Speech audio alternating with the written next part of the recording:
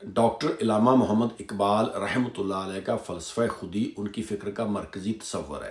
اقبال کے نزدیک خودی سے مراد انسان کی اندرونی طاقت، اپنی پہچان، عزت نفس، ارادہ اور روحانی بیداری ہے۔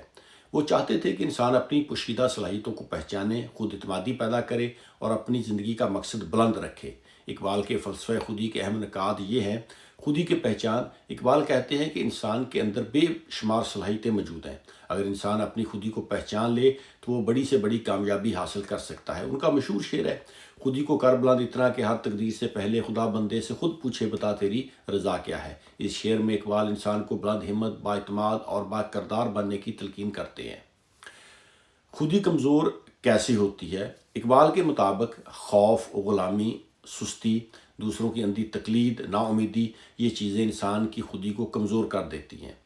اور اقبال کے مطابق خودی کو مضبوط کیسے کیا جاتا ہے؟ عشق اور جذبہ، مسلسل محنت، علم حاصل کرنا، جرأت و عمل، کردار کی پختگی، خدا سے مضبوط تعلق، یہ چیزیں انسان کی خودی کو مضبوط کرتی ہیں۔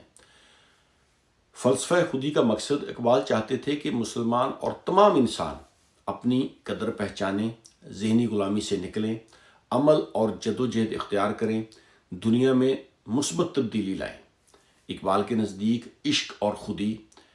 اقبال عقل کے ساتھ عشق کو بھی ضروری سمجھتے تھے۔ ان کے نزدیک عشق صرف جذبات نہیں بلکہ ایک ایسی قوت ہے جو انسان کو عمل، قربانی اور عظمت کی طرف لے جاتی ہے۔ مختصر خلاصہ یہ کہ اقبال کا فلسفہ خودی دراصل خود اعتمادی، خود شناسی، کردار سازی اور روحانی بلندی، مسلسل جدوجہد کا پیغام ہے۔ وہ انسان کو کمزور اور مایوس نہیں بلکہ باوقار، فعال اور بلند حوصلہ دیکھنا چاہتے تھے۔